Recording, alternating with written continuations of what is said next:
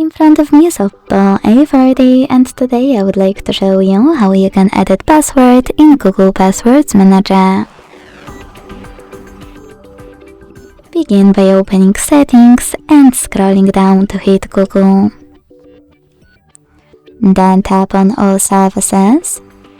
Scroll down to access Autofill with Google. And tap on Google Password Manager.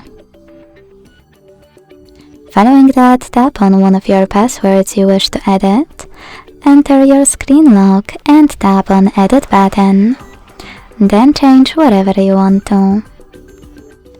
When you finish, hit Save at the top right corner. Thanks so much for watching. If you enjoyed this video, leave a like, comment and subscribe. Bye!